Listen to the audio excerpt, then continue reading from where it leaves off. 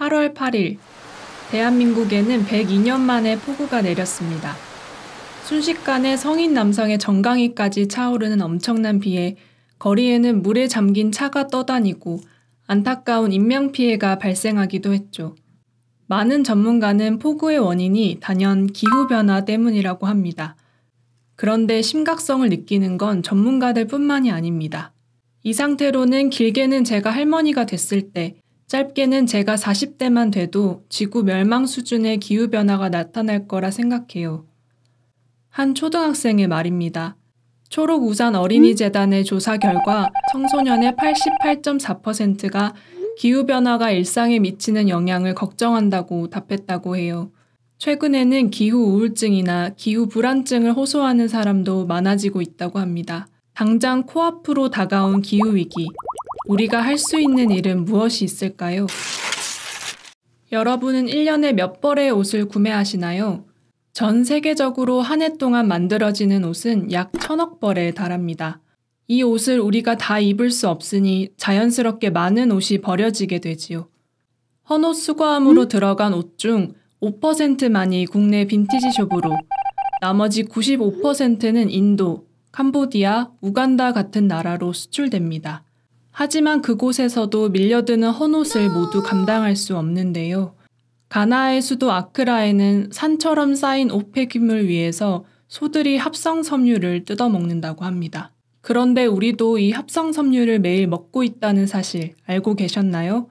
우리가 입는 옷은 대부분 합성 섬유로 만들어졌습니다. 그중 플라스틱 성분인 폴리에스테르가 전체 옷감 중 57.7%를 차지합니다.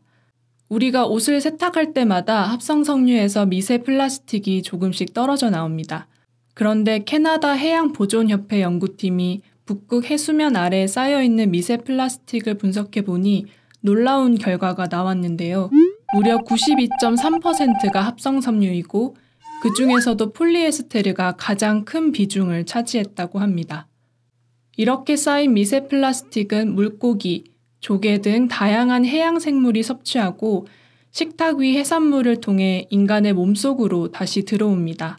한 사람이 일주일간 섭취하는 미세 플라스틱은 약 2000개로 신용카드 한 장을 먹는 셈이라고 해요. 여러분은 지금까지 몇 장의 카드를 드셨나요? 전 세계에서 생산되는 곡물의 칼로리 중 52%만을 사람이 소비한다고 합니다. 나머지 31%는 축산업의 사료로 사용되고 있지요. 육류의 소비는 얼마나 늘어왔을까요? 전 세계적으로 1960년대 초반과 비교했을 때 인구는 약 2배 늘었지만 육류 생산량은 5배 가까이 늘어났습니다. 문제는 인간이 먹기에도 부족한 곡물을 고기 생산에 쓴다는 데 그치지 않습니다. 2019년 8월, 지구 동식물의 10% 이상이 서식하고 있는 생명 다양성에 보고 아마존에 큰 불이 났습니다.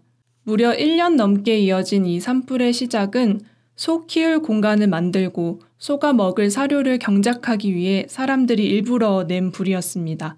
육류 소비가 세계적으로 증가하자 숲이나 농지였던 곳을 목축지나 사료 경작지로 바꾸기 위해서였죠. 땅이 불타는 것처럼 바다에서도 심각한 사막화가 일어나고 있다면 어떨까요? 흔히 바다를 단순히 여름 휴가를 떠나는 곳 혹은 해산물을 얻는 곳 정도로 생각하지만 지구적 차원에서 바라보면 바다의 역할은 그 이상입니다. 지구 면적의 약 70%를 차지하는 바다는 육지와 대기의 과잉된 열의 90%를, 이산화탄소의 30% 이상을 흡수합니다. 지구가 아직 파국으로 치닫지 않은 것은 온몸으로 열과 이산화탄소를 가둬준 바다 덕분이라 해도 과언이 아니죠. 그런데 바다에서 절박한 SOS 신호가 왔습니다. 2020년 세계 해양 온도가 역사상 가장 높은 온도를 경신했거든요. 해양 온도가 오르면 빙하가 녹아 바닷물의 양과 부피가 늘어나면서 해수면이 높아집니다. 이뿐만이 아니라 바다의 염분 농도에도 영향을 주어 바다가 원활한 속도로 움직이지 못하게 되지요. 20세기 들어 북대서양의 해류 속도가 약 15%나 느려졌다고 해요. 해양 생태계 또한 심각한 상황에 처해 있습니다. 바다의 온도가 오르면서 바다숲을 이루는 해조류들이 사라지고 석회조류가 하얗게 안반을 뒤덮는 갯녹음 현상이 세계 곳곳에서 번지고 있어요. 불타는 지구를 구하기 위해서는 우리의 식탁에도 변화가 필요합니다. 그 첫걸음은 고기 소비를 줄이는 거예요. 옥스퍼드 대학의 연구에 따르면 고기와 유제품을 끊는 것만으로도 개인의 탄소 발자국 73%까지 줄일 수 있다고 합니다. 또 비건 식사가 개인이 할 수 있는 가장 큰 실천이며 전기차를 타는 것보다도 훨씬 효과가 크다고 합니다. 갑작스럽게 식단을 모두 바꾸는 것이 힘들다면 일주일 중 하루라도 고기를 먹지 않는 날을 만들어 보는 건 어떨까요? 학교, 식당, 공장, 사무실 등 우리는 다양한 건물에서 사회 경제적 활동을 하며 살아갑니다. 건물을 운영하는 과정에서 배출되는 온실가스는 전 세계 배출량의 28%나 차지한다고 해요. 우리가 많은 시간을 보내는 집, 주거 환경에서는 어떻게 에너지를 줄일 수 있을까요?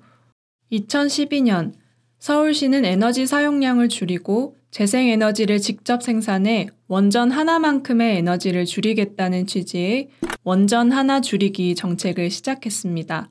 2011년 후쿠시마 핵발전소 폭발 사고가 이 정책의 큰 계기가 되었어요.